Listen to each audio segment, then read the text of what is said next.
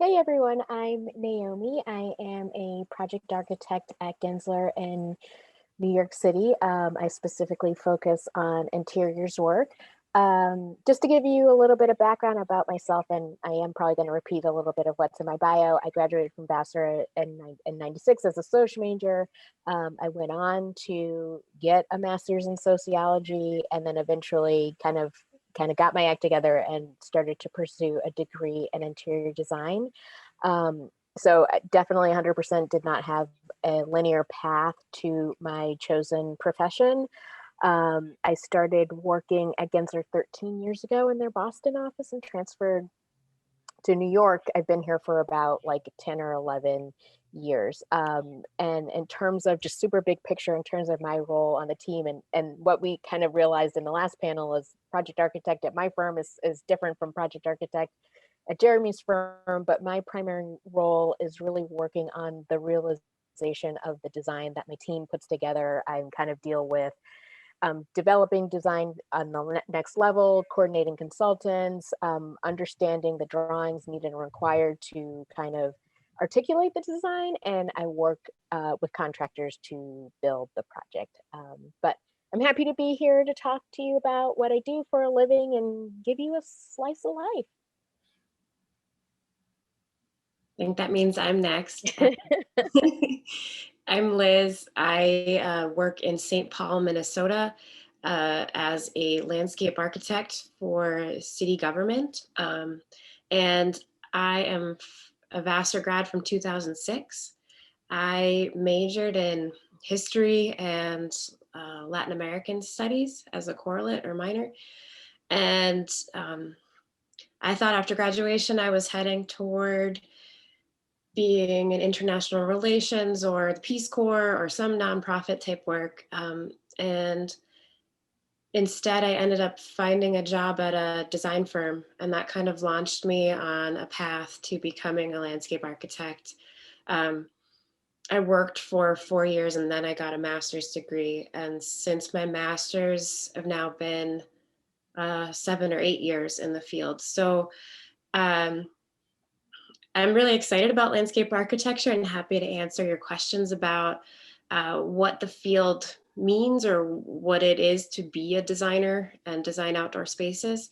And also just any questions about how to pick a graduate school or do you need graduate school, those kind of things.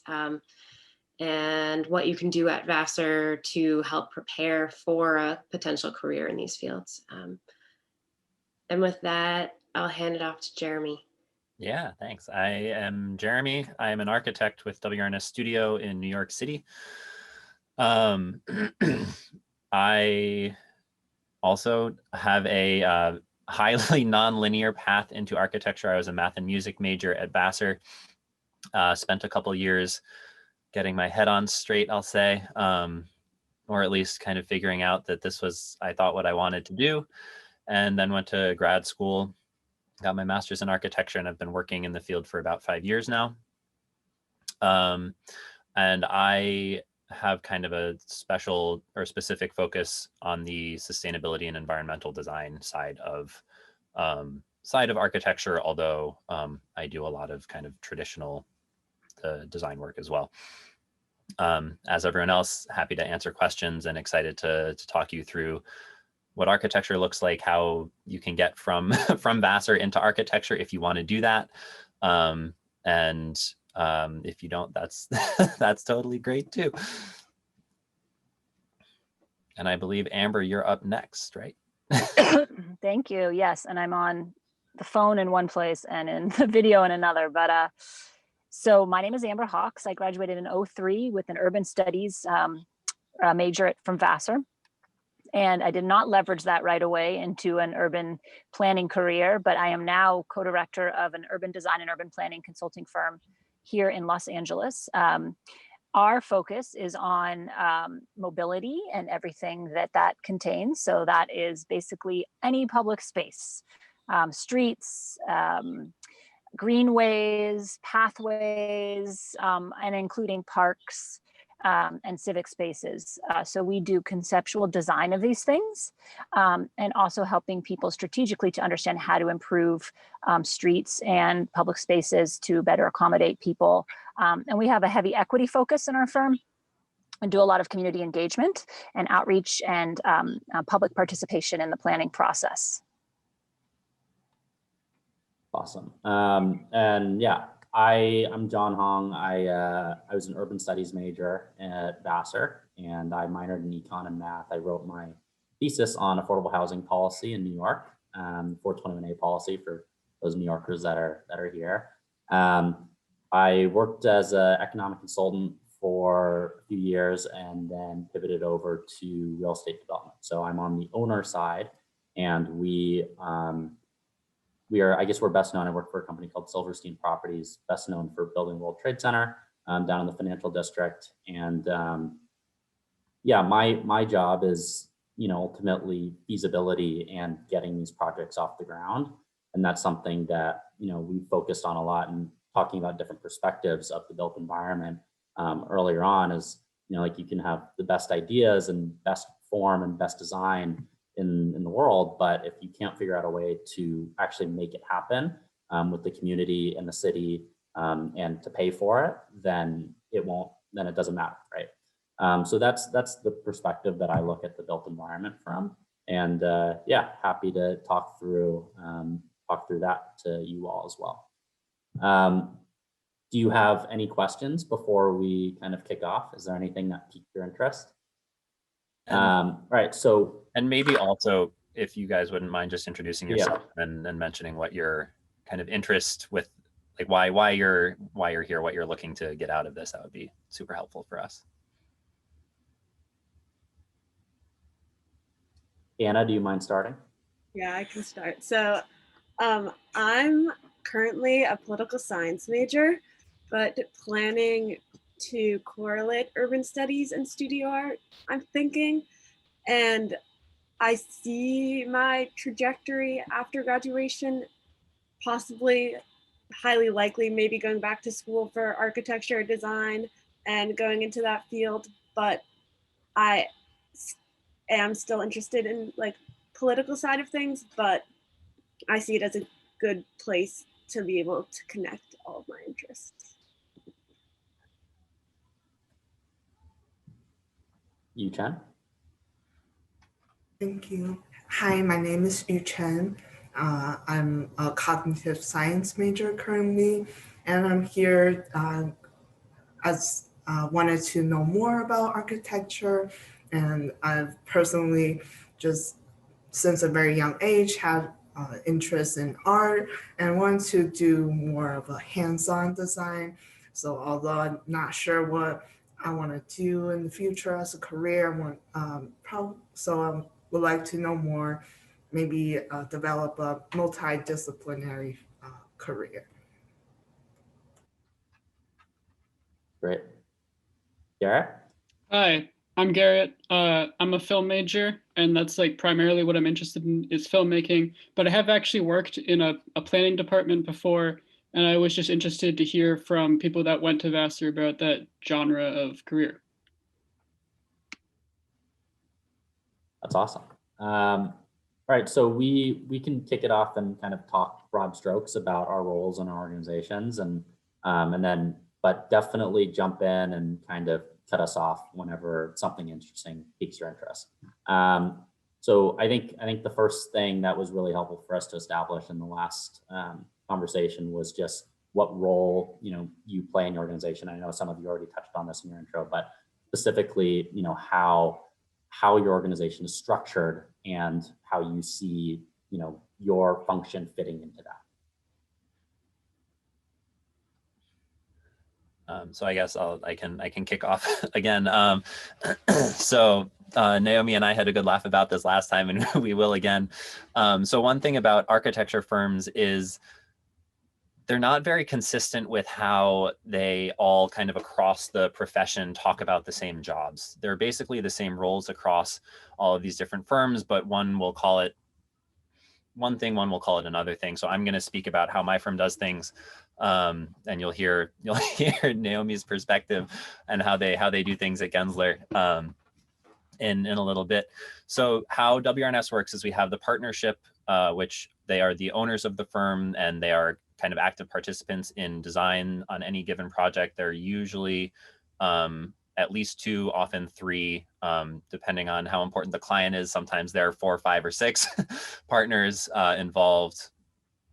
And then kind of underneath the partnership, there is a project architect and a project manager. The project architect manages the kind of design side of things, and the project manager manages the kind of nuts and bolts of it. So all of the coordination between not just the design, but also the structure and the mechanical systems, and you know, if there's landscape or when there's landscape involved, and like all of these other different consultants who we bring in to really kind of turn the idea into actually a building eventually. And then the next level is kind of a mid-level staff, design staff and support staff, which is kind of where I fall at the moment as an architect.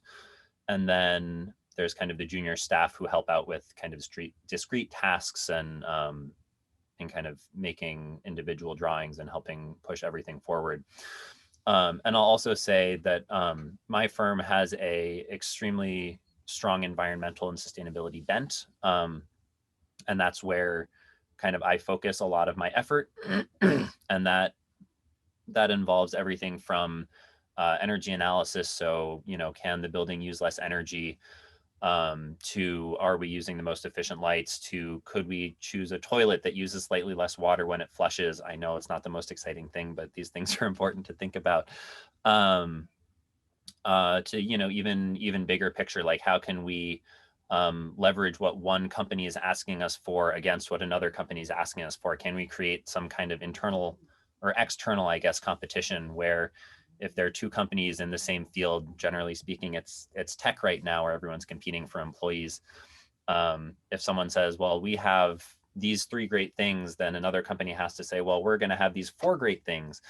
And specifically in the sustainability and environmental world, that's a big piece of what they're doing right now. So I get to do a lot of that work as well, which is really exciting to help push that conversation forward. Cool. And I guess similar to the last panel, I kind of compare my experience to Jeremy's, because we're sort of at opposite end of the spectrums, and there's some similarities and there's some differences. But I can kind of talk about how my firm is set up and give a little bit of background on it. So I work for Gensler. I think we're the biggest design firm in the world. We're like 30 plus offices. We are specifically known for interior designs. We do some buildings. It's just not as often. So, you know, the way we're structured with so many offices, we're divided up into regions and then offices. And then within the office, my office as of right now, my office is about 500 people, I believe. And with COVID, we have lost some staff. We were, I think, around 700 people. So in an office that size, we are split up into studios that are based on different specialties. I happen to be, and I said this the last time, I'm in a media studio. My studio has no media projects. But when I came back to Gensler, I left and came back, I was working on some media jobs. So my role and sort of where I fit in, and I touched on this a little bit before, I am the equivalent of what a project manager is at Jeremy's firm. Because I work primarily on interiors projects, there is an interior designer that takes the lead on the design, and then there does need to be an architect to help execute the design. So my primary role is really partnering with the interior designer, kind of adding in the next level of information into the design. And a lot of that is understanding how materials, how surfaces, how details are going to work in the project. I'm coordinating with engineers, making sure the infrastructure is working appropriately, making sure we're getting the ceiling heights that we want and things aren't landing on walls where we don't want them. And then I'm determining the drawings required to kind of visualize the design. And then once those drawings go out the door, I like am totally all about construction and construction administration and working with contractors to build the job to make sure it's perfect, which never happens, but you know.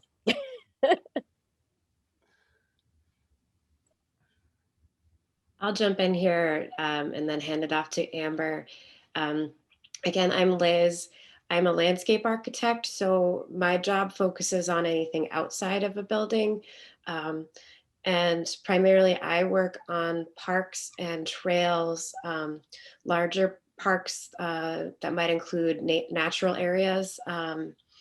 And a lot of my day-to-day is on a computer, creating designs and using software to track a budget or create a presentation to explain a design that we're working on to show how a park will be built, down to the nitty gritty of how wide is a path, where does a bench go, where do the trees go. And I think an important part of that work is explaining the idea of how a space functions and what the story is behind each design decision that you make, so that it forms a coherent design.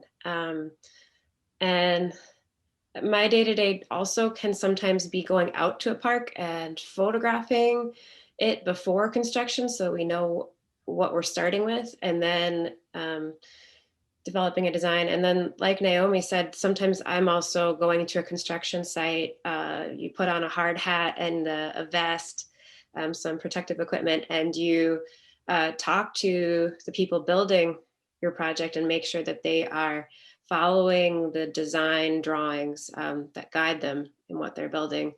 And I'll even, and I think we probably all play a role in this, sign off on what the contractor has built, what the construction team has constructed, to say, yes, they're doing it how we want it. And yes, they've progressed this far along. So yes, they can be paid.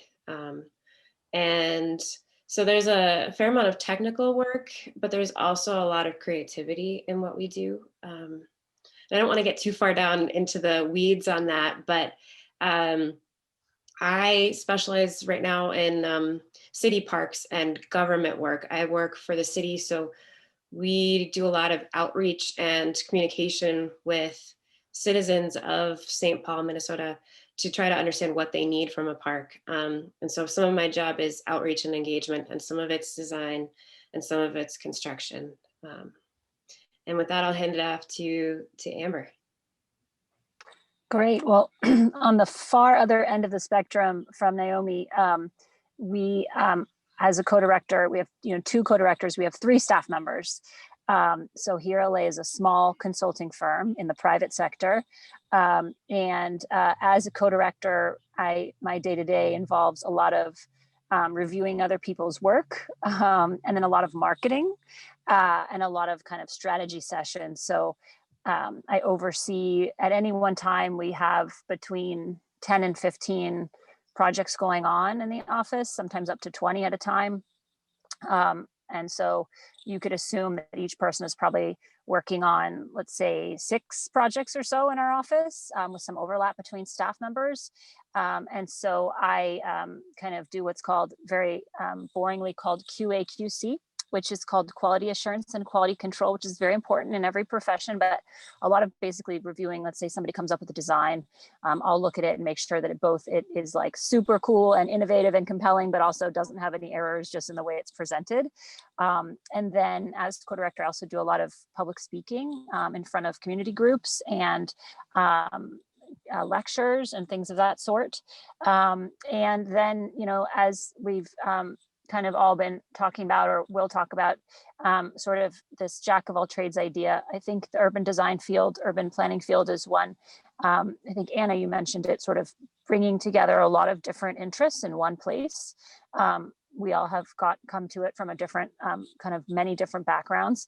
And so I do every day very different things, from looking at a micro level tiny spreadsheet and trying to figure out, a pro forma for something, of how something will pencil, or a budget for a project, and making sure we're on track and doing an invoice, to like big picture, like how can this city or neighborhood be improved, and coming up with policy or designs that would address bigger picture issues. So that's one of the things I love about urban planning and design. It's tiny, tiny, and then it's huge, huge ideas all in one day. Yeah, and then just to echo Amber, I think that was very well said. Our group is how we're structured. Is we're a 10-person team that reports up to the CEO, that's responsible for bringing in new business for the firm.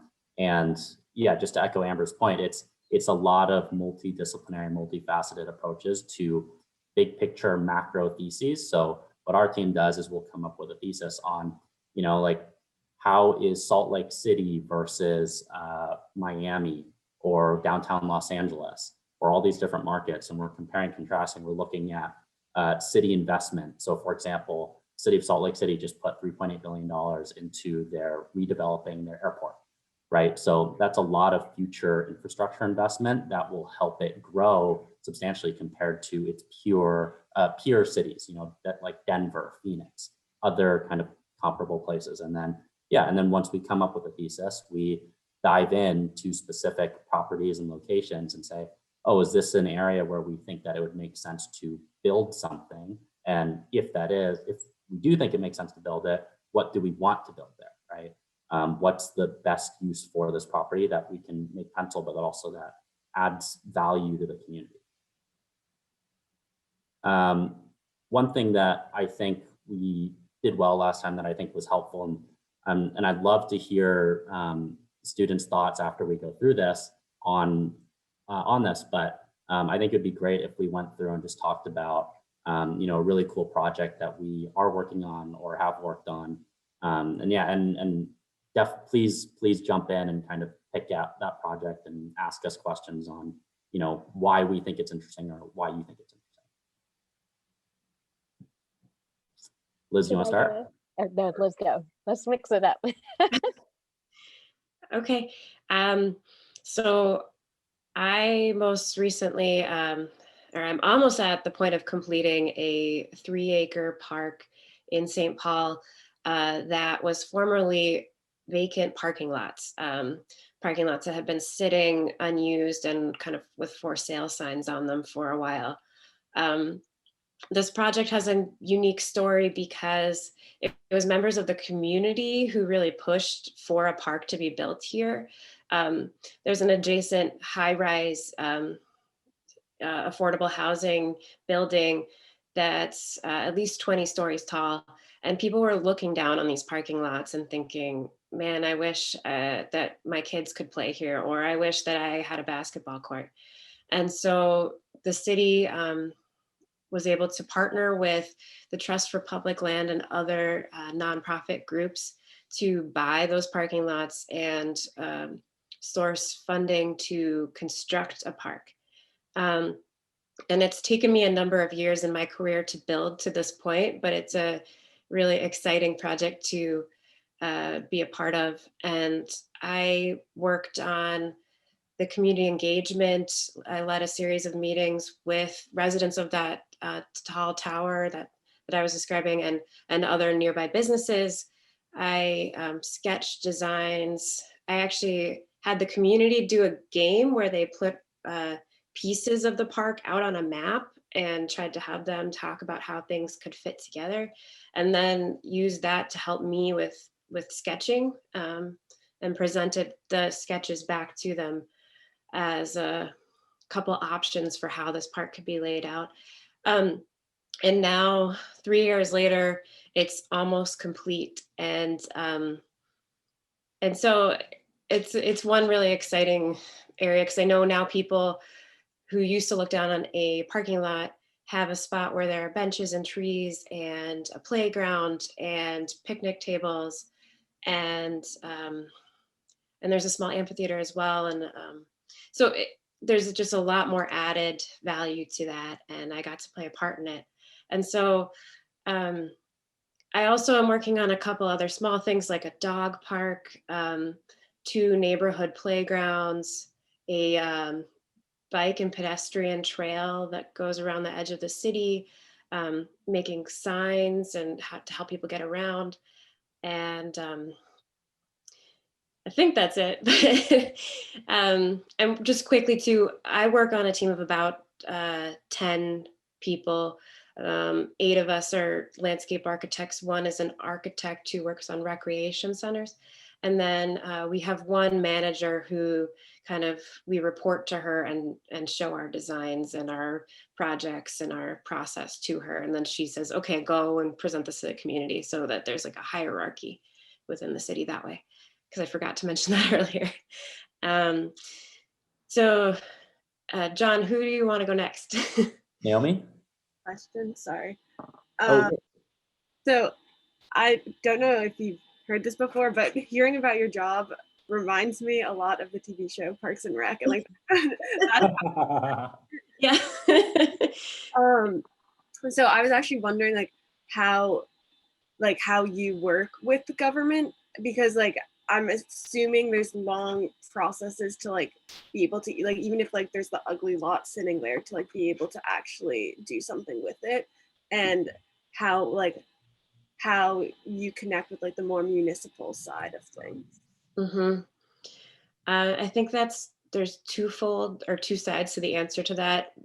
Yes, it does take a long time, and you have to get a lot of ducks in a row before a project can really get off the ground.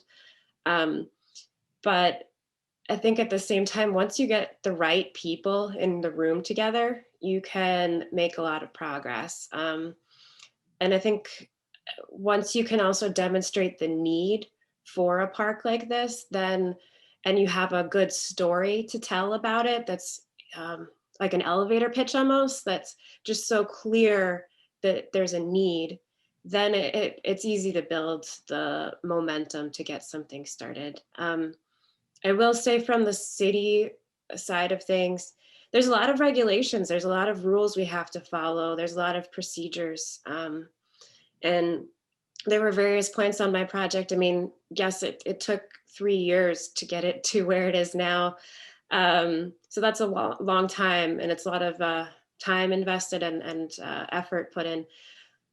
But there was a point where we almost didn't get a permit from the city to move ahead. And we had to go back and check everything again, and prove that we were following the rules, and demonstrate that by showing plans and documentation. And that kind of summarizing is something you're already doing in school, with your writing long essays, or citations for where your research came from, and I still have to do that with my day-to-day job, writing and summarizing, synthesizing. So hopefully I'm not straying too far from your question, but there's a lot of pieces that need to come together, and it doesn't happen overnight, and there are a lot of players that all shape the way a park is developed, or any project that we all work on is developed.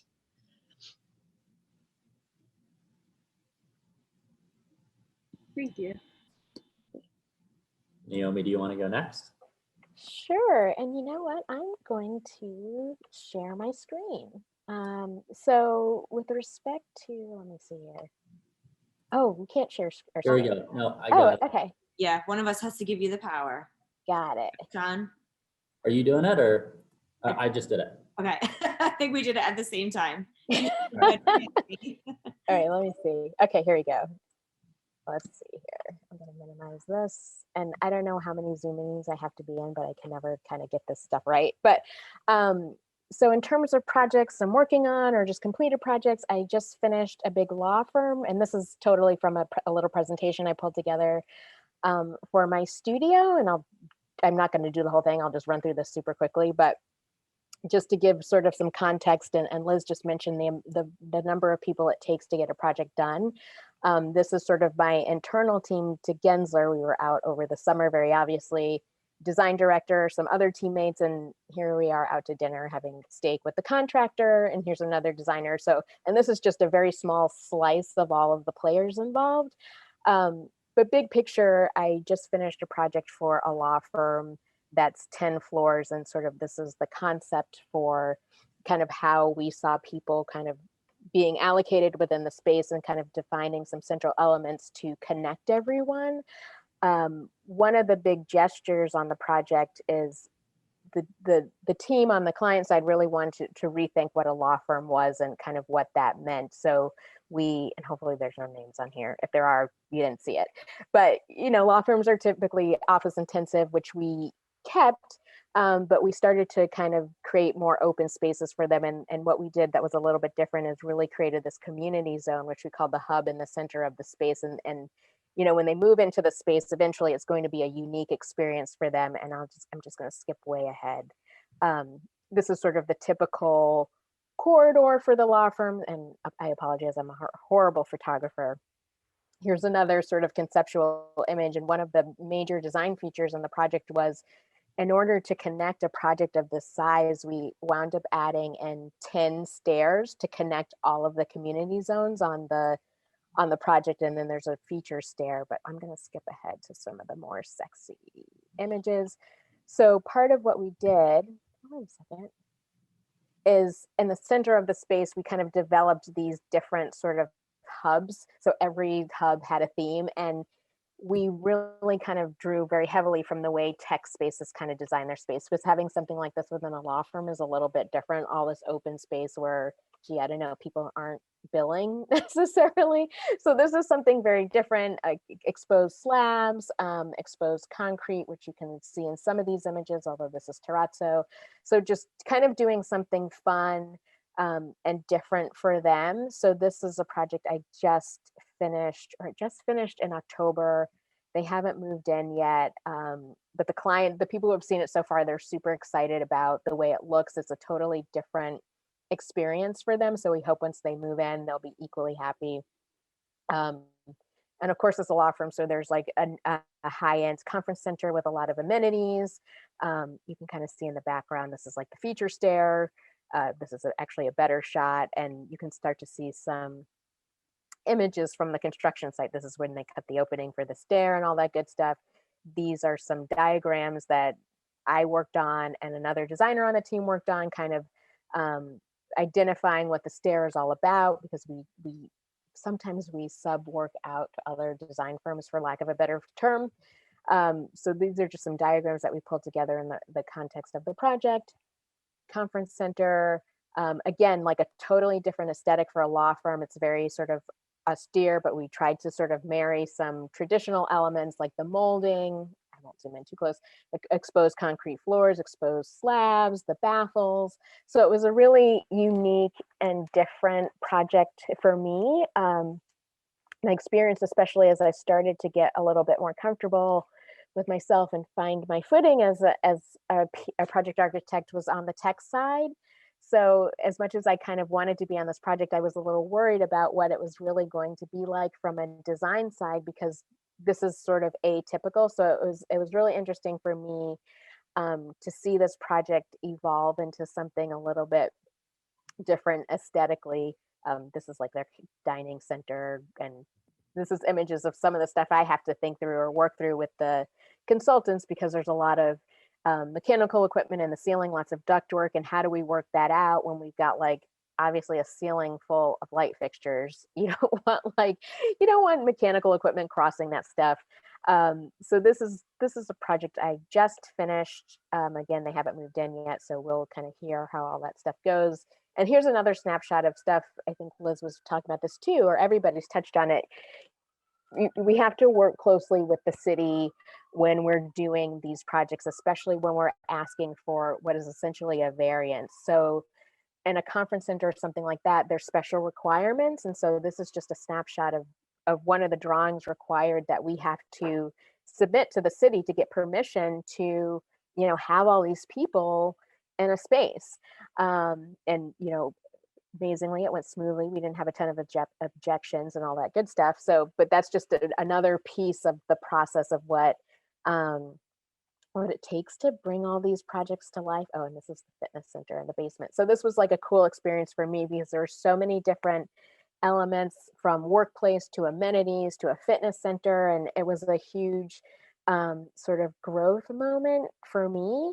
And I'm currently working on, I'll show you one quick snapshot, and hopefully nobody saw that flash. And this is like a project I'm just jumping in and working on. This is just a rendering So this is 100% in process, but I'm jumping into another project that has a lot of amenities and a lot of workplace. The amenities portion is coming first, and this is probably like the most complicated project I've worked on, and I'm kind of joining it a little bit late and trying to get my arms around this whole beast. And this is like a very small piece of it, but a big part of my job is like, okay, this is what we're looking to do. This is the design that the client has been sold. How do I make all of this happen and try to keep it as beautiful and seamless, even though as the rendering, while still making it real? Because there's some realities about how a space functions. It will never 100% look like this, but what do I do, or how can I get the project to, in reality, to be as close as what we kind of present to the client in the rendering? So that's me in a nutshell. I'm gonna stop sharing now. That was really cool. Which buildings were those, Naomi? Do you know if just general location? Like, The law firm, I mean, if you Google, you figure it out. The law firm is 1271 Avenue of Americas, and okay, the last project is in Westchester County. It's not in New York City. 1271 is the one that they just put the MLB store on the base of, right? Yeah. And they have a batting cage there. Yeah. They did a great job with that. Yeah. Yeah, I saw some of it because it's the same contractor who did the law firm. I think they're doing most of the projects. JRM. I think they're doing most of the projects in that building. Yeah, we looked at buying 1290 across the street. And that was like the next best like lobby comp. And so we toured that too, it was cool. Yeah. Yeah. That's awesome. Jeremy, you want to go next? Yeah, absolutely. So I'll just quickly mention the project that's in my bio. You guys should definitely check it out. The Sonoma Academy Guild and Commons. It's a high school project in, it's not in Sonoma, it's in Santa Rosa, California. Right, it's not in the Bay Area, but very close. And it's a high school, and they were looking for kind of shop space and teaching kitchen and cafeteria. And they also had a really strong desire to make this as environmentally sustainable as possible. And I won't say there was an unlimited budget, but there is a very healthy budget. And so this is kind of a unicorn project where you have a client who's asking for the moon and giving you the money to deliver it, which so rarely happens. And so it's just a phenomenal project to look at as far as like what can happen when all of those things come together. When you're looking for something that's, net zero energy, meaning that it produces as much energy on site as it uses throughout the year. And it reuses a lot of water. So they capture rainwater on site and filter it, and that becomes both, I believe, sink water and drinking fountain water. And then they reuse that water in the toilets, and only then does it go back to the municipal system. So there are all of those stories woven in, and the design, which I didn't work on a huge amount, so I feel comfortable in excessively complimenting. It's really just a stellarly designed building. Looks really wonderful, performs excellently. So you should definitely check that out. But I also, I'll talk about a project I worked more heavily on. It took, I mean, as Liz was saying, these things take time. I think it was a 3-year process from kind of initial design through pencils down, hammers down, end of construction, which is actually pretty quick for some buildings. It was an 80,000 square foot piece of a high school campus out in the Bay Area, California as well. And what was pretty amazing about it was it's a really good client, high sustainability aspirations, but also the programming for the building was really interesting. So they had kind of their typical classrooms, which they're calling learning studios, just to kind of indicate the type of environment that they want. But then they're also looking for a performing arts program, so music and choral and dance. And there's then also a kind of maker program. So kind of wood shop and robotics and metal shop and all of that associated stuff. And then They have like technical programming, so recording studio and photography, both digital and analog, which is cool that that still exists. Especially in a new building, they really wanted to hold on to that. And then they had some counseling space as well. And so it's just this kind of kit of parts that we had to work really carefully on, like not just from the design side, from you know, us as an architect, but also working with the client. And the client has many groups, right? There's the students who we need to meet their needs. There are the teachers who have to work there all day long. But then there's also the owners of the school who are the people who are paying us. So their decision is kind of final, but we're not really making the building for them. We're making it for everyone else. So we need to kind of make all of these things mesh in addition to all of these sustainability aspirations. So again, net zero energy, in this case, we did a lot of water, kind of landscape water features. So looking at how we could basically manage as much stormwater, rainwater on site as possible without just needing to run it directly into the sewers, which is a little bit in the weeds, but it's a part of what, you know, what it takes to make a building, all the while kind of delivering really, really high kind of design standards. I wish I had a deck to to show you as well, but I don't have one here, unfortunately. So yeah, that was a really cool. It was cool to see that kind of, well, to help that come to life. And maybe I'll just say also, this is something, and it's different architecture firms do it different ways, but at WRNS, we basically, the staff you see at the beginning of the design process is basically the same staff at the end, like through construction administration. And that's not always the case. And I really enjoy that method because you really get to see something, you get to work on it when it's just this seed of an idea, and you get to kind of figure out all the nuts and bolts and figure out where the pieces go and then how it all comes together, and then actually talk with the people building it, the contractors, to make sure they do it the way you want it to be done. And so it was really cool to kind of follow it all the way through. I guess that means it's me, and I'll be quick and we can go to a different question, but two projects that I think illustrate sort of the range of what urban planning and urban design can contain. One is more on the urban planning side. We just finished preparing a transit to park strategic plan for Los Angeles Metro, our local transit agency. So basically this project, you know, some projects like this one are much more kind of data driven and policy oriented, and then some are way more on the design side. This is an example of the former.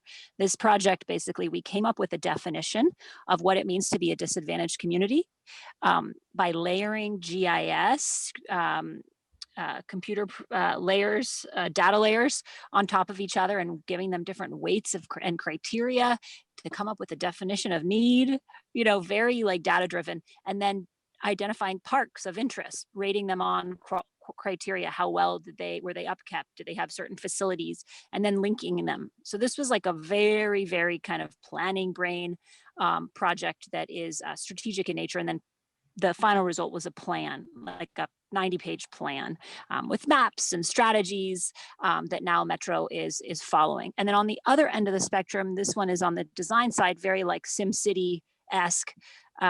We designed a neighborhood after Hurricane Katrina in New Orleans. We went in, it was a community that was completely ruined after the flood, and it was a low-income housing development. And we transformed it into a mixed income community using federal funds, and basically soup to nuts design, like where should the streets go? You know, where should the open spaces be? What should the housing typologies be? You know, what should the street lights look like, right? At micro to macro is the theme of this conversation. And then laid it all out and then illustrated it. One of the skills you guys may find is useful is an ability to draw or explain, whether through text, imagery, sketching, whether, you know, computerized sketching or hand sketching, your ideas. So we did that for this project, and eventually it was constructed. 5 years later, to the question about timing, how long do these things take? Many, many years. I also do development projects on the side. We have two projects going, development projects going on the side for small kind of multifamily housing. And it's just so cool how, you know, projects, so many different types of projects can be included under this umbrella of urban civic, civic design and planning. Yeah, absolutely. So I actually, I have a cool project that I wanted to share that I forgot about in our last session, but this is actually it's a case competition from graduate school that I did. So my team of 5 people, it's called the ULI Hines Case Competition. It's for graduate programs across the country. And we were fortunate enough to win this competition, which was cool, out of 115 teams. But basically, it's a lot about going through and this is in Wynwood, Miami, specifically, if any of you know that area. So, we were talking about what types of programming, how people interact with the public space, how we kind of knit together these 2 very different communities of Wynwood and Edgewater. And, specifically, and we'll talk about this in a little more detail, but going through and telling the story about what the project is doing and how it communicates with the community and, how we're adding value, right? So we're talking about transit, we're talking about climate and sea level rise impact on the development. We're talking about last mile mobility, cultural hubs, and kind of all around these pillars of, ecological resilience, community development, and economic feasibility, right? So this was a cool project that I did when in grad school. And then another one that we've been working on is the last World Trade Center site, which is owned by the Port Authority right now. So they're putting that out to RFP. And just to talk really briefly about that process, the city, if they own a piece of land, then they will go out and say, like, hey, like, give us your ideas. What do you think should be built here and why? So we were the only ones that proposed multifamily, which is, apartment units, whereas everyone else proposed office towers. We have an understanding of the market down here, and we're like, we think that, adding 1,000 total units, 350 affordable units in this area will really dramatically benefit the community down here.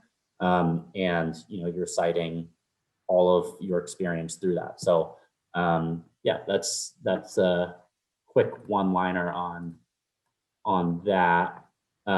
So just to switch gears a little bit, I think that we've given you all a pretty good high-level overview of, what we do in our day-to-days and how our teams work. But just to pose this question to the mentors, I think it'd be great if we could talk through actionable things that the sophomores can do now to better position themselves to be successful at our firms, to be more hireable. What are some specific things and skill sets that they can start developing now that will help them?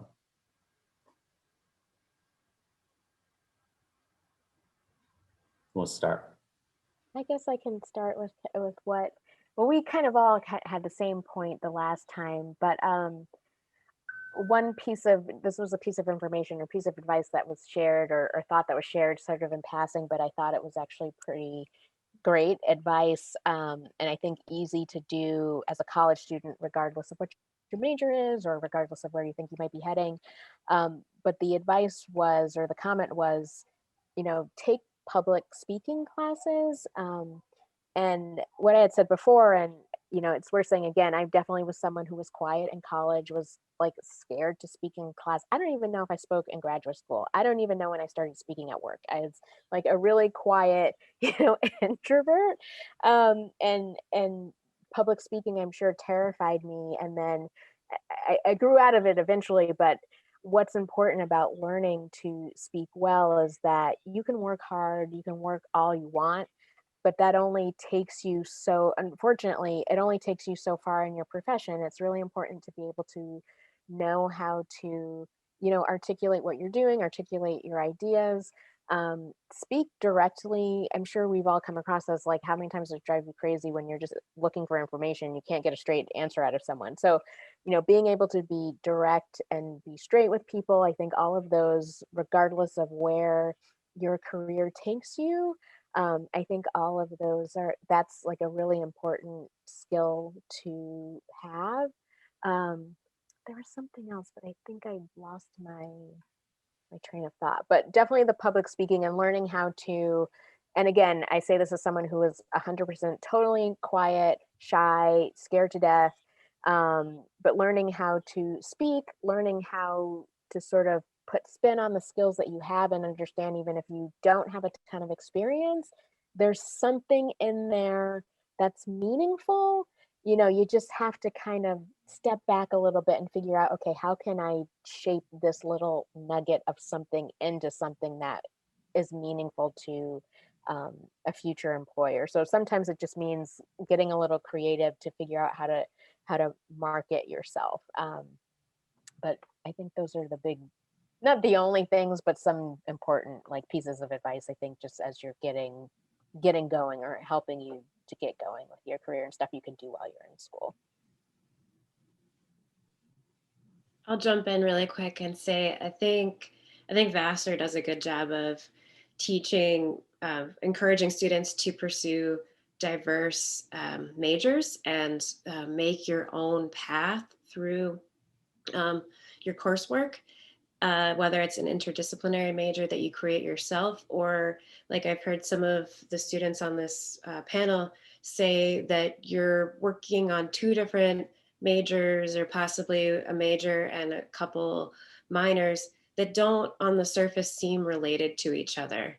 Um, and, I think Holly Science, studio art, cognitive science and laboratory science and filmmaking and planning, those are all things that seem so different, but Vassar enables you to pursue all of that and then weave a story about how those are yours. You own those interests and you're exploring them. And that's a powerful tool about marketing yourself and telling your story.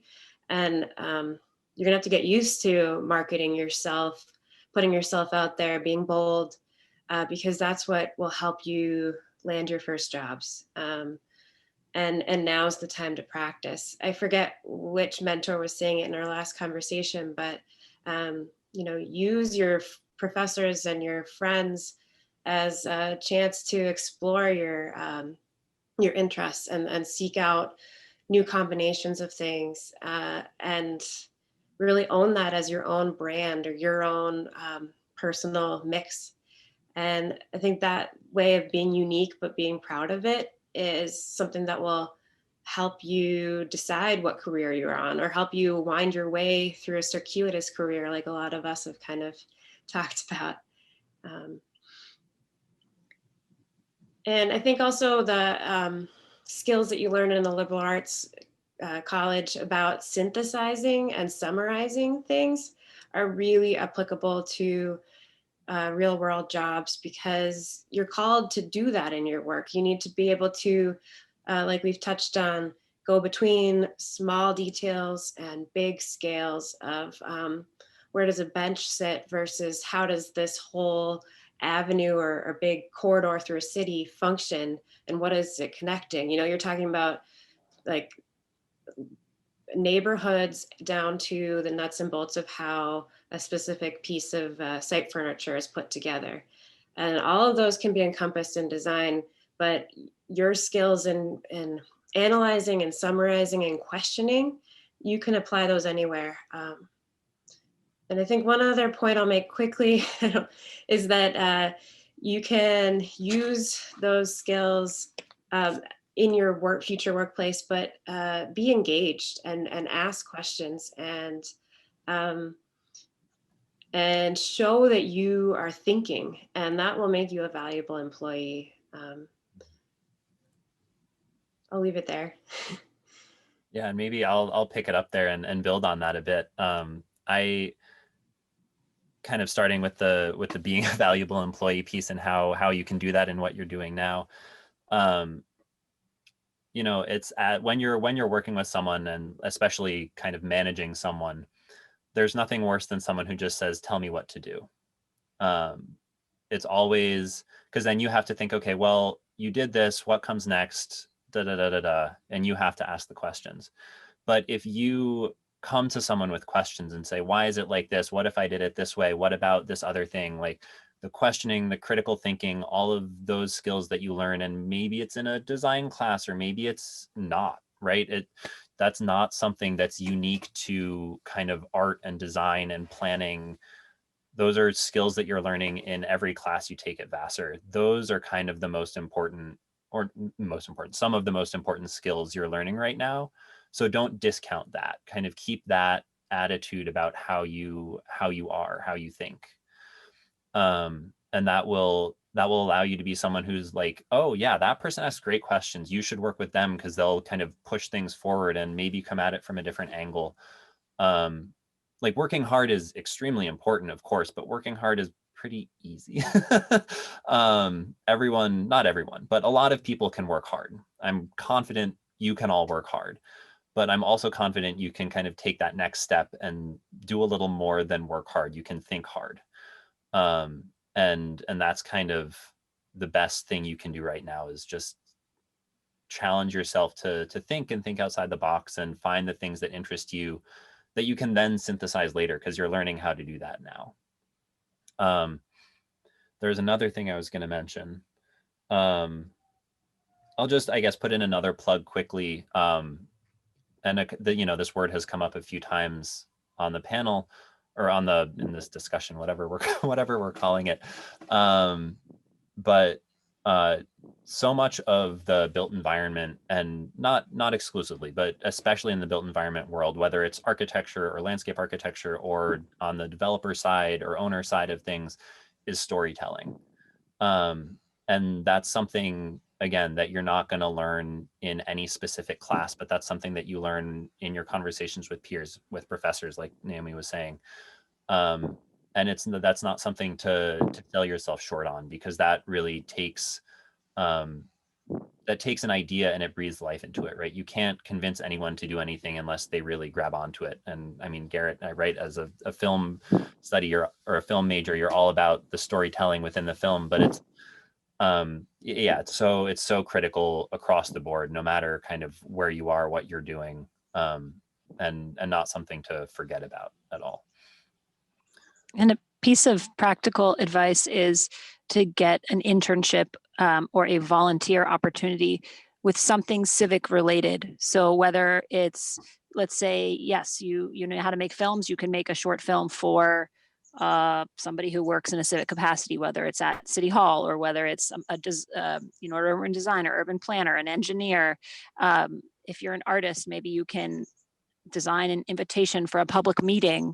So it's, again, people have mentioned about leveraging your own skill set and in this sphere. We talked a bit last time about the programs that we would recommend for you to know, and so I'll bring those up again. We highly recommend the Creative Suite, which is Adobe Creative Cloud. We believe you can get a free license to that. It's if through your Vassar educational account, we think. But fiddling around in that program. Curious do any of you guys know Adobe Creative Cloud? Thumbs up, anybody? Little bit? Cool. Well, it's super, super important for all of us. I'm sure Naomi's presentation was probably put together using InDesign, and John's content, similar. So that would be a good one. That includes InDesign, Photoshop, Illustrator, most often. Yeah, I think that's all great. And then just to a couple more specific things that I think are great, especially as a sophomore, is just when you're in your classes, just speak up. Something doesn't make sense to you, speak up, speak your mind, and get shut down. I honestly think that's one of the best ways to learn, is to just, take a stance on something, and someone else will say, well, I don't think your stance is right for X, Y, Z reasons. And you might be like, oh, I didn't think about those. That's totally right. Like, I think that makes a lot of sense now. And I think just putting yourself out there and having the opportunity, leveraging this opportunity that you have now as a young person in these small classrooms to really just learn how to reiterate and talk about what you're experiencing, what your perspective is, it's invaluable. And it's one of the biggest things that you'll be able to take out of Vassar. And then I think off of that as well, I said this before, I do the things that interest you. And I would almost think about it like a mini binary. in your day to day now. You know, like, oh, if your friend is like, oh, I'm going to this orchestra thing that Vassar's doing, I'm going to this comedy club. Like, yeah, I'll do that. And if you keep doing it and it's not as interesting to you, then don't do it anymore. But I think that's going to be a really great kind of internal compass for helping you get to a point to do things that ultimately get you to the career that you want to be in. Just a personal anecdote of mine, I was in consulting right after Vassar, and I did not think that I wanted to be in real estate or the built environment, but I had written my thesis on affordable housing policy. So one of my friends was like, oh, I'm going to join this board. Do you want to do that? And I was like, zero plan to go down this road. And I was like, yeah, that seems interesting to me. So I did it. And 4 years later, it was someone on that board who referenced me through a friend to the person who hired me at Silverstein, right? So it's like those little kind of micro interactions that there's no way you can plan those things out. But if you do the things that interest you right now in the moment, it'll help set you up to surround yourself with people that have like interests and that can help you move forward in your career. I think one other thing I'd like to add is do this. Do what you're doing now, but more. Right? You need to, like, you guys are getting a head start on definitely me, and I think potentially many of the other panelists, as far as learning how to market yourself, thinking about what you want to do with your career. It can change. That's fine. But you're thinking about it now. You're learning how to market yourself. But do that more. Like, Vassar loves Vassar. You can on LinkedIn message basically any Vassar grad and say, I'd love to have an informational interview. What you're doing is very interesting to me. Do your homework, of course, like know where they work. Know, I mean, you may not be able to find a specific project, but know something about them. But just about anyone will be happy to spend half an hour or an hour talking with you. If it's something you're peripherally interested in, definitely do it. A senior who can't make the one of the sessions tomorrow messaged me. I was like, oh yeah, I can definitely talk with you sometime next week. It's easy for me to do. I enjoy doing it. And it gives you practice, right? Informational interviews, there's no pressure. You're not trying to get a job. You're just chatting about what they do. You'll have good questions because you guys are all smart. Like, you'll come across well. You may not be looking for a job. You may later be looking for a job. They may say, oh, you should consider talking to this person who I know who may not have gone to Vassar or who also went to Vassar. But it, like, those types of things allow you to make steps towards figuring out what sounds interesting, what doesn't sound interesting. Maybe a job one day, maybe not, but every little bit of that you can do will help you for when you are applying to a job and you have figured out what you want to do, really kind of putting your best foot forward. Related to that, if you got to, sorry, real quick, and then we can come back to the question. If you got a chance to watch the kickoff speech for Sophomore Career Connections, I think it's on the website and you can just watch the video on demand. One of the things that stuck out to me about the presentation was the idea that we're all going to have multiple careers over our lifespan. And whatever you pick as your first job or whatever you land as your first job out of Vassar is part of your story, but it doesn't have to define what you're doing. And it almost doesn't matter if it's in the field that you think you eventually want to end up in, as long as you make it something worthwhile by putting your all into it and being engaged and viewing it as a learning opportunity. We've all, I think, on this panel arrived at our jobs because we've held various positions that enabled us to get here and worked our way up. But there's not always a linear path, and you may have various careers. So don't let yourself get stuck, and don't let yourself feel tunneled in or hemmed in by a decision you made. Follow what you're interested in, and you'll make your own story that's worthwhile. And Here's a great example of what Liz is talking about. We all have them. But after I graduated from Vassar, I moved to Mexico and I trained to be a doula, which is a birth assistant, and was doing like assisting births in a midwifery hospital. Does that have anything to do with where I find myself today? No, but I have a feeling that in my future, it will come into play somehow. And so it's life experiences you're building, and you dive in with like vigor, and you'll be rewarded later for having given it your all. Anna, you had a question? Yeah, this is more technical based. It's kind of a two-part question, but along with like knowing like Adobe Creative Suites, what like in terms of presenting like a design portfolio when you're applying for jobs,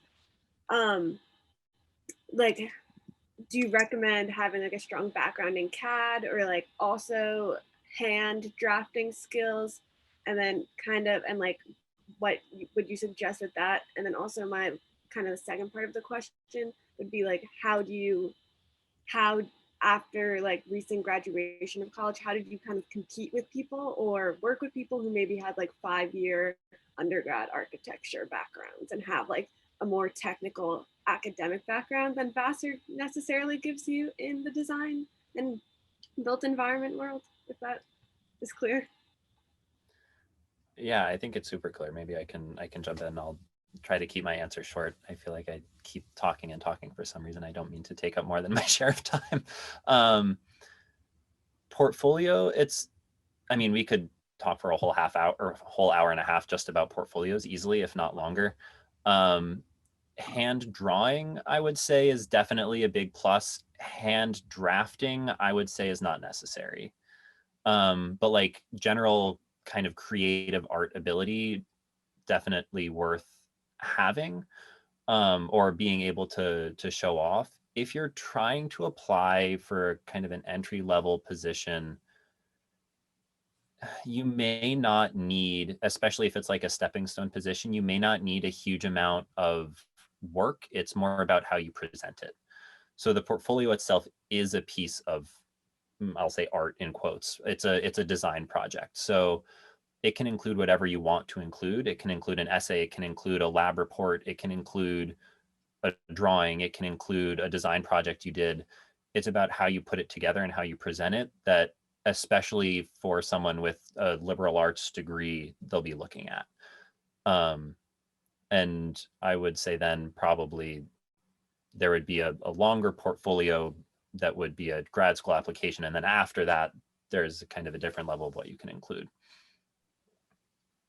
Yeah, I ended up using some of my sketches from an art drawing course I took at Vassar for my graduate school entry application. And even though there was 4 years separated between my graduation from Vassar and when I was applying to grad school, it still helped to demonstrate that you can express ideas or capture scenes of, still lifes or whatever by hand and express yourself that way. That's a key part of most design or planning or urban design or architecture programs.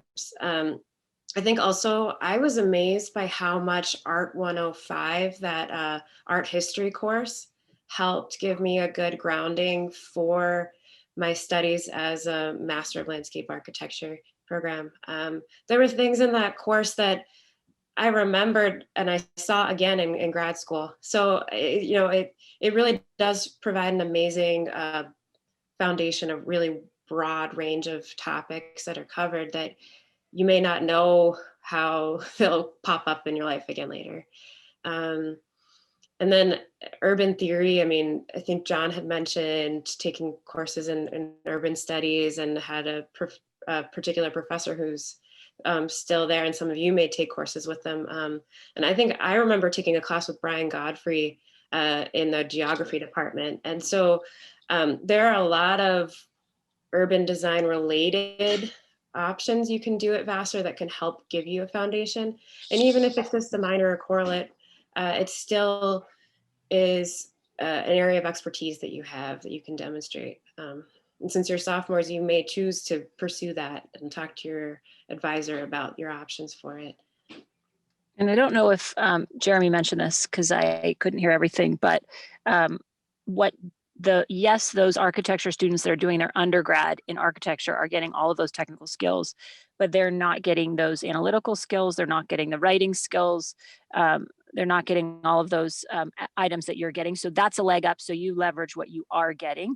I kind of just said, I'm never going to compete with the people that understand the technical skills more than I do. And so I went into more of urban planning and urban design and things that didn't require the technical skills. That's not to say you cannot get those skills, because clearly others on the panels shows that you can do that, but leverage what you are receiving.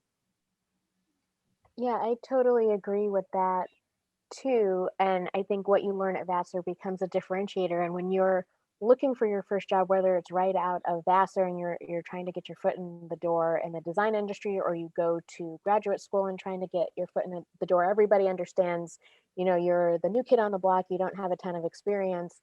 And it's really just about how you're kind of spinning the experience that you have. So, if you've done a really cool thesis, you talk about that as part of your resume and what you've studied and what you've pulled together. And that's a selling point, being able to, and I think someone said this before, being able to synthesize information in a particular way. I think that is something that we're getting that other people who are just went to, sorry, I've lost the ability to speak, but that other people who just went to architecture school don't necessarily have. So totally use that to your advantage, because there's so many different things that you do in the context of working as a design professional, no matter what you're doing. There's lots of writing, and there's so many things you could do that I think your Vassar career or your Vassar education will take you very far, and you're certainly not at a disadvantage. Sometimes learning the programs and all that stuff is sort of the easier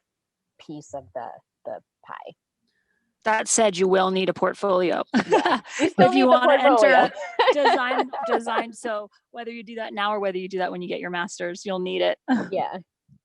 I think also it's worth saying, so when I went to my master's program, it's a different track. Basically, if you have you may know this already, you may not, it's a different track if you have kind of a architecture degree or not, and not like a Bachelor of Arts in Architecture usually, but like a Bachelor of Architecture, like a professional undergrad degree. If you have a BA in whatever it is, you're almost everywhere going to be there for a 3-year program. And then if you have a undergrad degree strictly in architecture, you will often have a 2-year program. And so you'll do 1 year with people who don't have the degree, and then for the second 2 years, those other students will join you. And in my program, I think about half of the people who did the 3-year program had no background in architecture.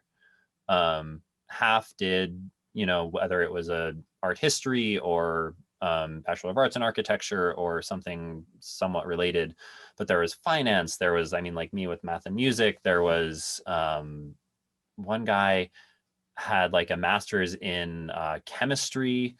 It was like all over the map. So yes, of course, we all needed to make portfolios, and there were things that went into those, but you don't need an architecture degree to get where we are. Or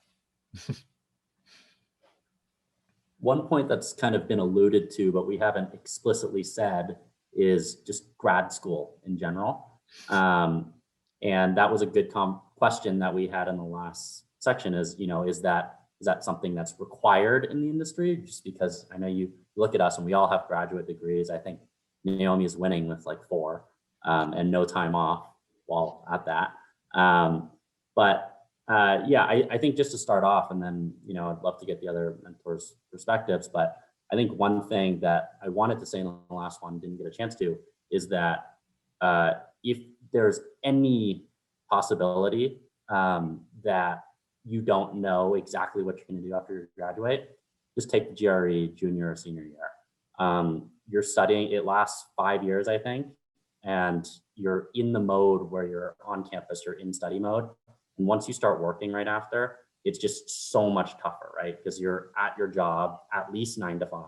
If you're in New York, it's more. You're trying to spend time with your friends, you're trying to do all these other things. There's all these other distractions. But when you're on campus at Vassar, just makes it that much easier to just check it off. And, you know, you can look at us as, you know, maybe a small sample set, but yeah, we all ended up going back. And I can tell you, I was doing my studying while working, and it sucked because I would get off work at 8 p.m. and then I'd go to a coffee shop and just sit there at Starbucks from 9 p.m. to midnight every single night for like 4 months. And it's kind of crummy. My sister actually took the test right before she graduated. So that was one thing that I was like, you should do. And you might find a job after college that will support you in pursuing part-time graduate education. And that's one great way to try to save money. There are various architectural schools around the country that do part-time, like the Boston Architectural College is one. Another potential is to look for internships or summer programs that you can do in your time off between semesters that could help you hone in on what you're interested in or develop experience in an architecture related or design related profession. Jeremy had mentioned one at Columbia, and then there's also, I know Harvard's Graduate School of Design has a career discovery program that is, I think you actually stay in Cambridge to take courses over the summer in various design programs. UC Berkeley has one as well. Berkeley has one as well. Yeah, there's various ones across the country that would be hugely beneficial if you're feeling that you want to dip your toes into the design fields. And aside from that, I used to work at a private firm called Sasaki Associates in Boston, and they would hire marketing people who put together proposals.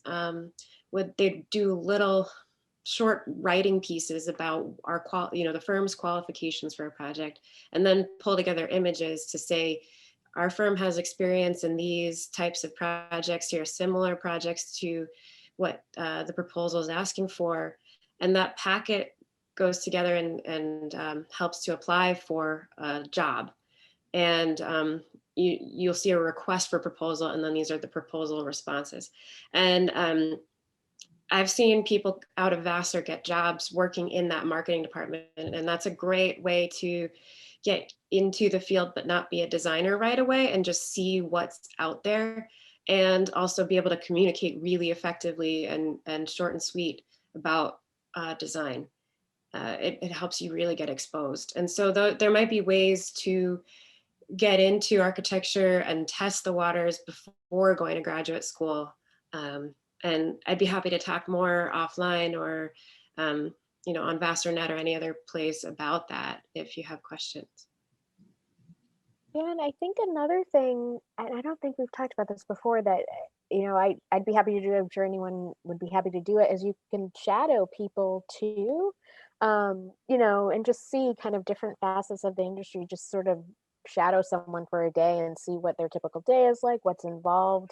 I feel like we don't do that enough. I feel like we used to do it a little bit more often in my office, but that's an option too. Or if you have connections to the industry, I don't know if any of you have family members who are connected, or what your relationship is to the industry, but that's something else to sort of take advantage of. And again, anyone you're obviously at Vassar, or when you're back at Vassar, I'd be happy to take anyone anywhere, show them stuff, when things get quasi back to normal, whenever that is. I think related to that too, the profession is changing somewhat, and we're using more digital technologies. So having expertise in computer programming or cognitive science related things and or filmmaking can be really useful to telling a story for an architect. Someone had started to say, get a part-time job or an internship helping make a movie for a firm, or learn how to fly a drone and use that to capture imagery. Those kind of skills are going to become more and more in demand. And or also for my job, being able to take demographic data, who lives where, what languages do they speak, and then distill it down and make a pie chart that's actually interesting, or data that you can move sliders on a website and it will show you different aspects. Being kind of a data nerd can be really useful in these careers in this field. And so there's a lot of breadth to what you could do. And by following your passions, you may be able to use what you're already doing at Vassar to get into this field in a kind of non-direct way. So these last 20 minutes are really for you, the sophomores. So we would love if you kind of just let us know if there's anything that jumped out at you from our conversation in the past hour and a half. I'm really curious, Garrett, if we've swayed you at all for helping, for doing any film related to the built environment now. It's a funny question because I don't know about, doing like promotional film or something like that, but in terms of like artistic film, I'm definitely very interested in doing film related to the built environment and the relationship between architecture and film. Like I'm sure everybody saw Parasite. And like one of the most amazing parts of that movie was like the literalization of the social relationships through the architecture. And I just love stuff like that. And so if I had the opportunity to be able to make art films, like I would like my interest in architecture and the urban space, I would definitely still find its way to that.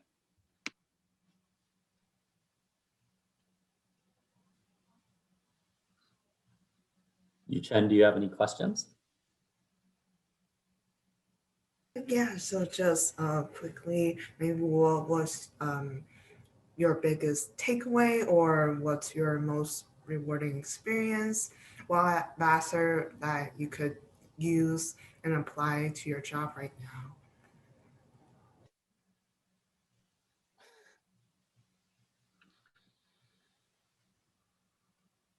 I can say while at Vassar, any class I took in the urban studies department directly applies to what I do every day. So that's number one. And number two is my year abroad, actually, getting a chance to live and be immersed in other cultures to really understand kind of like comparative realities of how different cities work. And you're interested in cognitive science. It's like cognitive science of the earth, right? Like it's systems and how they work and why things move the way they do. And to be able to travel and see how many different realities people live in and how things function together, I think was really, really important to me, and I apply it every day.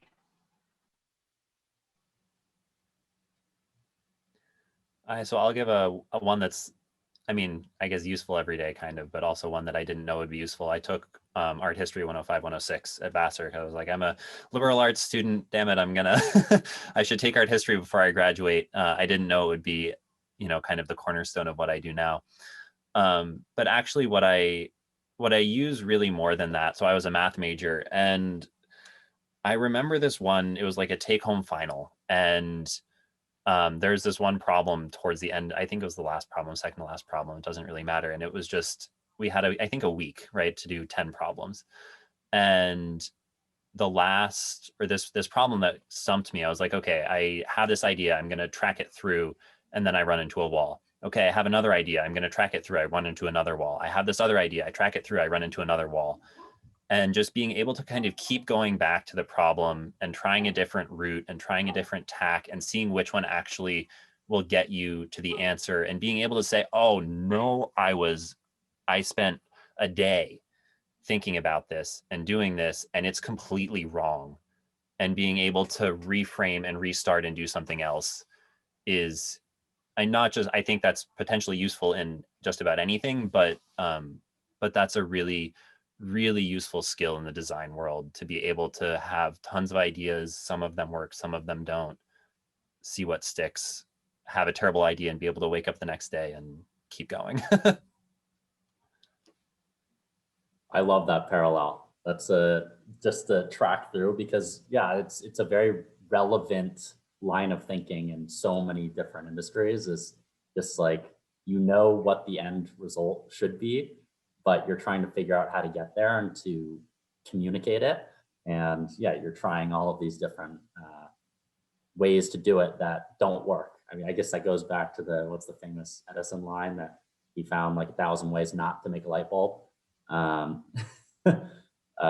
it's very real. But to answer your question, Yu-Chan, specifically, the biggest thing for me was the speaking part. And I know I already harped on this before, so I won't beat it to death. But yeah, I was not comfortable speaking to people at all in high school. I think I gave maybe one presentation in high school, and I kind of through Vassar, through just speaking up in class and getting shut down, went through and felt like I wanted to apply to be a tour guide just to get myself out there more. So that was definitely a big turning point for me, where I started to feel more comfortable just being in front of people and talking. So I was a history major, and I spent a lot of time writing papers, reading lots of books, and synthesizing what was in the book and trying to draw parallels between different historical periods and what was being written about, and then also primary sources. And that kind of research is really useful in the working world. A lot of what we do in architecture and design fields is find precedents, find examples of things that are similar to what you're trying to achieve. You're trying to come up with a new idea, but you want to find something similar that's been done before to prove that it's possible, or to provide an example that's related, but you're going to change it slightly to do X. And I feel like the research skills you probably are being taught in the nuts and bolts of some of your courses, those can be really important. And I feel like I use that a lot in my career. Both finding parallel projects, but also being able to summarize what I found and make sure it applies, always tying it back to what is the core thing I'm looking for? Does this relate? Staying on track. Because it's easy to get research, go down rabbit holes and try to, find too much. So knowing when to stop and when you found the right information. Yeah, I agree with that too. I think the research skills, the communication skills, I think are the most valuable thing that I take away from Vassar, because you're right. I think research is such a huge part of our jobs. I don't even think we think about it, but it's a big chunk of what we do every day. So learning how to do that well, I think, is something that's really important. I think the other thing for me, even though looking back now, I'm kind of like, why didn't I take some art history courses? I'm regretting that. But I think just the freedom to just explore different disciplines. I was a social major, urban studies correlate, but I took art classes too, which the drawings I used for my graduate portfolio. So I think it was great for me to be in an environment where I could just sort of explore different disciplines and kind of just I think, Jeremy, you had said it before, just use the free time, so to speak, just to kind of just delve into whatever I was interested in, even if I didn't know where all of that was going to take me. So I think that's sort of my most important or relevant or significant experience from Vassar. Anna. Yeah, so I don't really know exactly how to phrase this, but like the built environment is such a powerful thing. And but when you're actually working in the industry, there's lots of limitations to what you can do because of like financing and who you're working with. And like I've heard from like a few architects that I know that it's like, oh, it's like miserable, like to actually work in the field. But it's also like, because it is so powerful, it kind of can be like a catalyst for social change in a way, but it's hard to actually have that to be possible because it takes a lot of money to build something. And how do you kind of like grapple with not always being able to do exactly what you want to do, and like understanding kind of the power of what you're working with and what like and how to be able to kind of do what you want to do if it's possible. Yeah. I can start just because that exact question that you said very eloquently was the big thing in my mind when I was trying to decide what I wanted to do in grad school. I couldn't have said it better. There are a lot of parameters in the world, in the built environment, that we all have to work around. And I had personally seen some of those in effect. And that for me was the biggest reason why I really wanted to understand financial feasibility.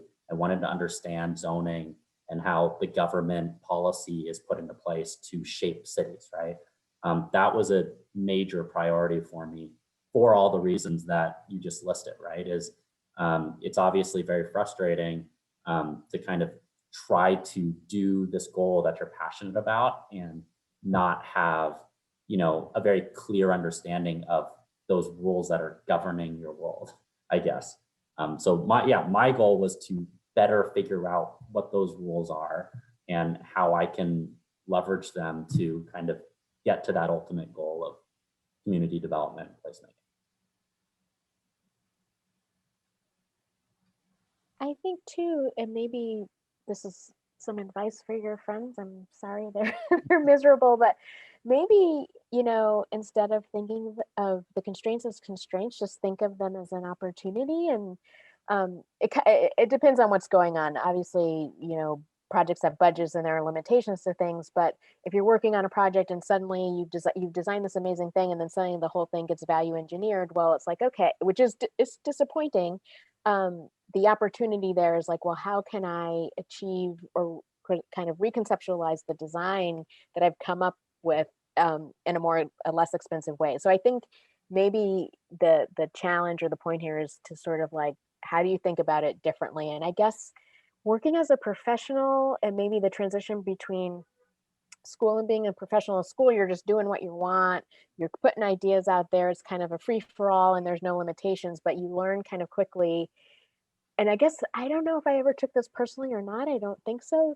You're working on a team. There's someone on the team who's kind of generating the ideas, and you're helping execute the ideas. The client is going to have an opinion too, and dollars speak. So it takes time. I think it's an adjustment, but then people and maybe your friends are just not feeling sort of their own sense of sort of efficacy in the whole process. And I think it takes time to feel that, but you will get there, your friends will get there, and they'll feel empowered and they will feel like they have a voice and that they'll get to a point where they're feeling like they're executing, the vision that they want to, even though sometimes it does change. It doesn't always stay as it was when it was first presented. I don't know if that like makes any sense, but I think it takes time, and see it as a challenge, see it as an opportunity, and that might change the experience for your friends, and it may frame your experience as you start to work.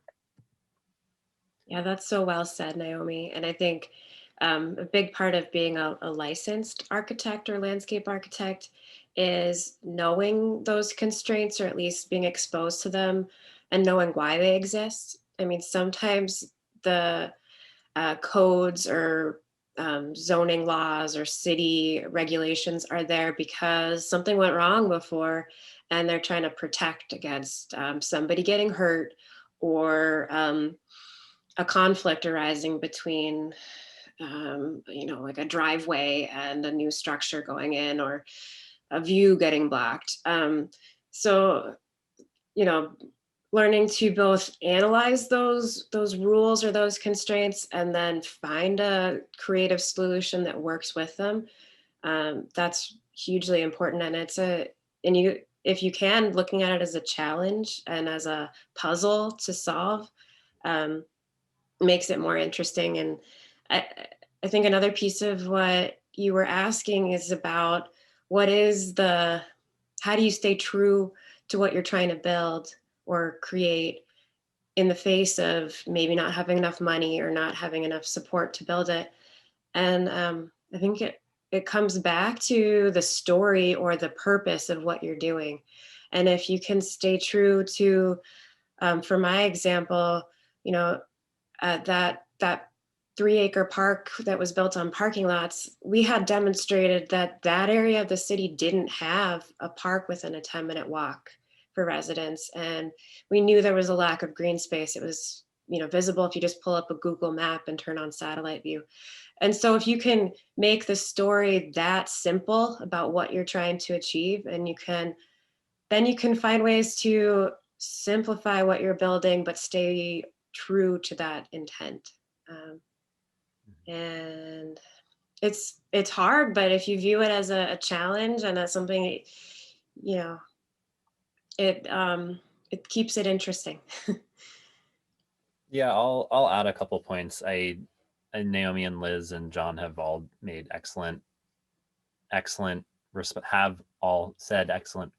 responses that are all true. And I'll give maybe a slightly different angle, I guess, or add my voice into the mix. It can be hard. Right. And like, yes, absolutely. Like, design constraints are not constraints, they're design opportunities. And that's something that that I'll just echo briefly. Another piece of it, though, is like sometimes you're not in a situation that is working for you, right? And maybe you're working on a team where your voice just isn't heard. Or you're working at a firm where one person designs things, and then maybe you look for work elsewhere, or maybe you say to yourself, I really want, like, this building needed to have all affordable housing, and we designed it that way. And then they said that doesn't work out from a financial standpoint, and it needs to be all market rate. And you say, well, then maybe design isn't the right thing for me. Maybe I should be in real estate, or maybe I should be working in city government to try to change code and laws and all of those other things. Like, there are all of these ways you can answer that question. You need to be passionate about buildings to be an architect. You need to be able to accept that sometimes it's not perfect. But also you need to be able to find that thing and hold that kernel, that seed of the idea, and see that through. Because there was one, I don't know, a competition that my office did, and they tried something, and then, you know, there wasn't enough money for it. And so they had to completely change the design.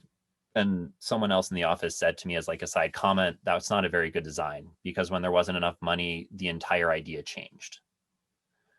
And so your role, I guess, as an architect is to make sure that no matter what happens, that kernel is still there, that seed is still there, that makes it what it is. Or there are lots of other ways to affect the built environment that are equally important. Very well said. Looks like we're actually perfect on timing. About 15 seconds left to 5. Amy, do you want to close us out? I sure will. Thank you so much again, mentors and students. I think this was a great conversation, and you had really, really good thought-provoking questions. So, I mean, this concludes, you know, Saturday of Sophomore Career Connections. Tomorrow is the networking event that we've been telling you all about.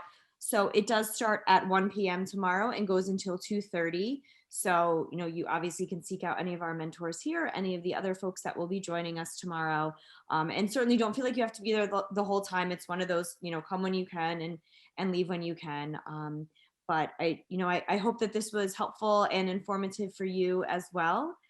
So thank you so much for joining us. Can I just add one last thing? And I think I speak for every one of the other mentors. If you have other questions, please reach out to me.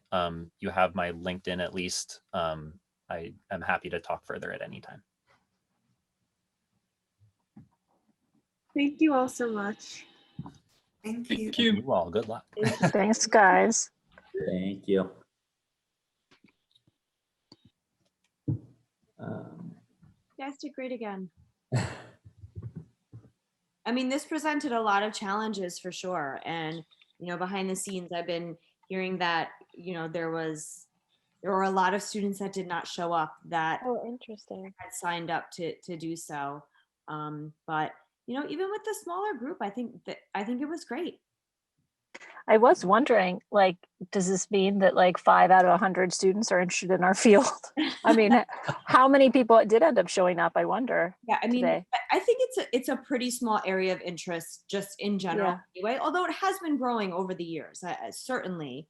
Um, I'm trying to think, at our last count, there was I think like close to 300 students had, signed, RSVP'd and signed up for the event and were assigned clusters. I don't have all of the information about like how many actually did show up. I think that I did see some emails come through in my inbox that maybe was, to mentors as well. But I think that Jeanette or Willa did send all of you a link to a Zoom meeting a little bit later, not required at all, but if you just wanted to pop on to have like informal conversation with some of the other mentors and, give feedback as well. So feel free to do that. Was there anywhere, Amy, that you thought we could have improved on this for the future? No, I thought it was really great. I think you hit all like the kind of the main notes that, as someone from the career angle would be wondering, like for students or for, in my own advising. I'm glad that you talked about the, graduate school again. Jonathan, I think it was you that mentioned about like just take the GRE when you're in school because it lasts for 5 years. I mean, that's a huge question no matter what the field that we get from students. So I think it's nice for them to hear, well, I think it's nice for them to hear from, from industry people anyway, but I think that was really great information. And, I like how you all talked about the projects. I mean, I think that brings like something real to the table too, not just like, oh, the, landscape architect and, an architect designer, but actually like talking about the projects and giving like that real life to the work that you do was really great. In our industry, it's always helpful to show imagery. So I wish I had images as others did, because I think it definitely helps the kids understand like, oh, that's what they do. Yeah. Definitely a pro of Zoom, I guess, for this year. Yeah. Sadly, I'm on my work computer. That's why I had this stuff handy. It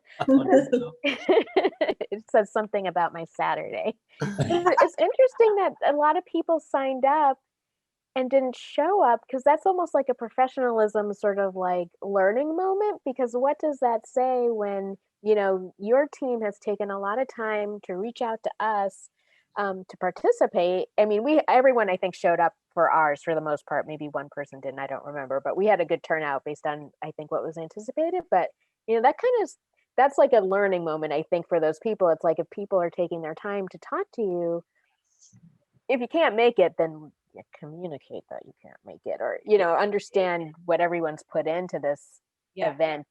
Yeah, you're right, and it is a teaching moment. And Mario, who oversees the student side of things, he is very good about getting in touch with the students and basically telling them that in a very nice diplomatic way, but essentially like these people took time out of their Saturday, right? Even though everybody's at home, it doesn't mean that you didn't have other things that you could be doing, or that you didn't have to make, arrangements for whatever to be able to be here for this uninterrupted time. So he will definitely be in touch with them. Yeah, I mean, they were reminding us that, the students are 19 and 20 and they probably have some Zoom fatigue. But I do feel like the questions we got were really insightful. And I mean, especially that last question, it's like, I do feel like sometimes I am pretty rosy about this career, and there's a lot of challenges that along the way that I kind of gloss over because I don't want to scare people away. Yeah, that's definitely like the question, right? About the industry is just, there's all these parameters and how do you navigate them? Yeah, I thought that was a very well-spoken, very good question. Honestly, very impressive that they were thinking about that. Yeah. Right now. I thought so too. I was like, wow, I didn't even like think about that. I sure wasn't when I was 19. Yeah, exactly. Not even a little. Well, thank you all so much. I know that Jeanette will probably be in touch, and or Willa. But this was great. Like I said before, I feel like I've learned a lot. from being in both of these sessions, and you all were great and brought such different perspectives to it. So I think that that was really, really great too, that you're not all doing the same exact thing, which is obviously what Jeanette tries to do in her recruitment of mentors. So it was a really great conversation. It was a lot of fun. Thanks for Yeah. having me. Yeah, thanks for me. having us. It was great to meet everybody. Thank you. Yes, likewise. So Likewise. now you are off the hook too. Again, feel free to join, you know, later on. I think it was 7 to 8:30 our time. And if not, then enjoy the networking tomorrow. Awesome. So, Sounds thank you. good. All right. Thanks so much, everybody. Have a Bye. good night. Bye.